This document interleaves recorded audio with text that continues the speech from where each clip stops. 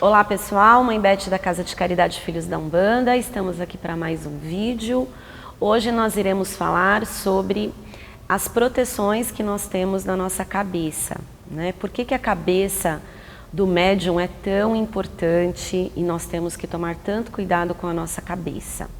Então, antes da gente entrar no assunto, primeiro eu preciso explicar que nós temos dois principais chakras, que são pontos de força aqui no nosso coronário, né, que a gente chama de chakra coronário, que também é chamado de Ori, né, que aqui é o nosso Ori, onde fica localizado onde era a nossa moleirinha quando a gente era criança, né, o último ponto a se fechar depois do nosso nascimento.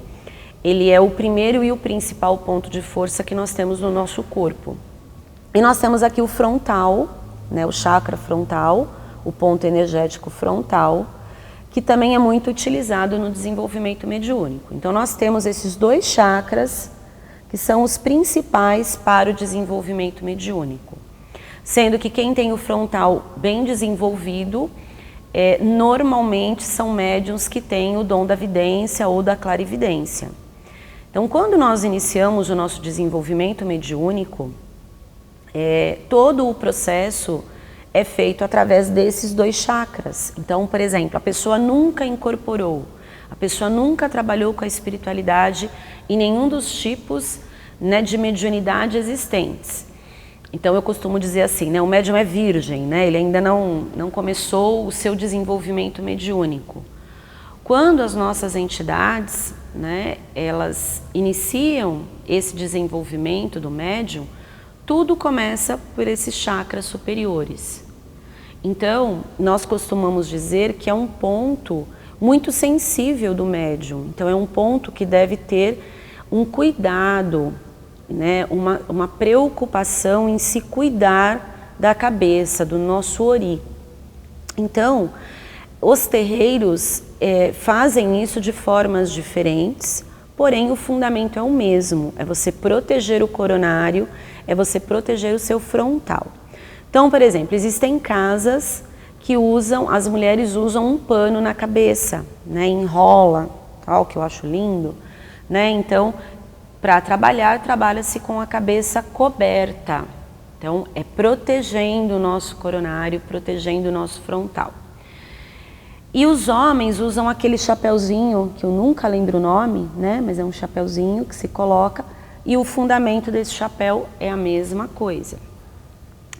Existem casas como a nossa, por exemplo, que usam as fitas de cabeça. Então nós não usamos o pano, nós não cobrimos totalmente a nossa cabeça, mas nós usamos uma fita. No caso da fita, ela é colorida. Os panos também podem ser coloridos, dependendo de como que essa casa trabalha, por exemplo, o grau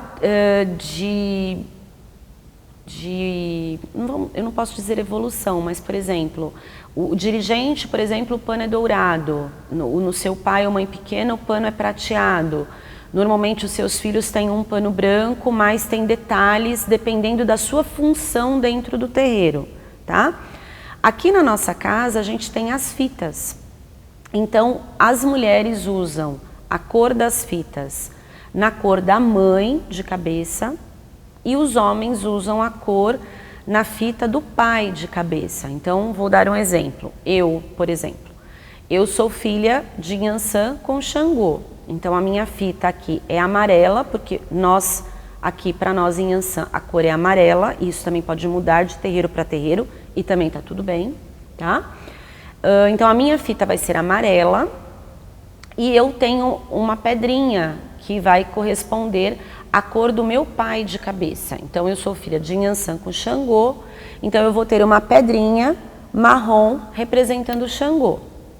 Se eu for um médium iniciante, se eu for um médium cambone, se eu começo a desenvolver a minha mediunidade e eu já chego num estágio que eu vou para um atendimento, aí a minha fita passa a ter 3 pedras. Então, o que diferencia aqui na nossa casa uma pedra ou 3 pedras é o médium que está em desenvolvimento, buscando, né, já trabalhar com as suas entidades para atender, e o médium que já atende. Então, o médium Cambone, ele tem uma pedra na fita, e o médium que já faz atendimento tem 3 pedras. O homem, a cor é do pai com a pedra da mãe. Então, por exemplo, eu estou aqui com o Glaucio, que me ajuda a fazer as gravações dos vídeos. Então, o Glaucio é filho de Oxóssi com Oxum. Então, a fita dele é verde, porque é pai, Oxóssi. E aqui para nós Oxum é azul escuro, é a cor que nós cultuamos Oxum. Como o Glaucio é um médium que está em desenvolvimento, então ele tem uma fita verde com uma pedra na cabeça, né? E aí o que essa fita também faz? Nos protege no nosso frontal, nos protege no nosso coronário, nos protege do quê? Né? O que o pano, a fita nos protege? Nos protege de nós mesmos, dos nossos próprios pensamentos, né? Para que a gente não se desvie, né, do propósito, do trabalho, que a gente fique focado naquilo que está sendo feito naquele dia, na energia do trabalho daquele dia, na linha que está trabalhando naquele dia. Nós aconselhamos inclusive os filhos, quando eles estão com muitas perturbações ou não estão conseguindo se conectar, que eles usem a fita em casa, que eles durmam com a fita de cabeça debaixo do travesseiro, ou que eles usem o seu pano de cabeça, que a gente também tem o nosso pano de cabeça, que é onde a gente bate cabeça no congá, né? Ou se você é de um terreiro que usa o pano na cabeça mesmo, ou que você usa o seu chapeuzinho, que você use isso no seu dia, né? Porque isso controla inclusive dores de cabeça, porque é um pano, é uma fita, é um chapéu que está imantado, que está irradiado na sua coroa. O que é a sua coroa? Os seus orixás de cabeça, né? Então isso é um material que a gente tem, um instrumento que é considerado um instrumento sagrado, um instrumento de poder, né? Porque ali está concentrado todo o poder da sua coroa nesta encarnação. Então a gente tem que tomar conta desses instrumentos, a gente também tem que tomar conta do nosso ori. Então cabeça de médium, gente, não é para qualquer um colocar a mão, né? Então, por exemplo, você vai cortar o cabelo. Se você já tem a pessoa específica, né, o cabeleireiro que corta o seu cabelo, que já sabe que você é um trabalhador da Umbanda, que já sabe que você é um trabalhador que trabalha com a espiritualidade, ele sabe que ele tem que pedir licença para pôr a mão na sua cabeça. Então não é qualquer pessoa que põe a mão na nossa cabeça. Se você não tem uma pessoa certa que corte o seu cabelo, que mexa no seu cabelo, você deve falar antes da pessoa pôr a mão, falar: olha, eu peço licença aí, né, para a sua espiritualidade, para eu estar colocando a mão. Então, por exemplo, os meus filhos, né, os filhos aqui da nossa casa, eu e a mãe Cris, que é a minha mãe pequena, que colocamos a mão na cabeça dos nossos filhos, né? Então, a gente não tem nenhum problema, de repente, dos nossos filhos visitarem outras casas, como eles vão, a gente não vê problema nenhum. Porém, ninguém põe a mão no filho, não põe a mão na cabeça do filho de ninguém. Da mesma forma que se eu recebo um filho de uma outra casa, eu não tenho o direito de colocar a mão. O que é colocar a mão? Fazer essa pessoa incorporar, ou mexer no ori dessa pessoa. Então, isso é uma coisa muito séria. A gente tem que ter muita honra e respeito quando a gente fala de ori, de cabeça de médium. E o que me preocupa, né? Quando esse médium, ele de repente sai do terreiro, que acontece muito, né?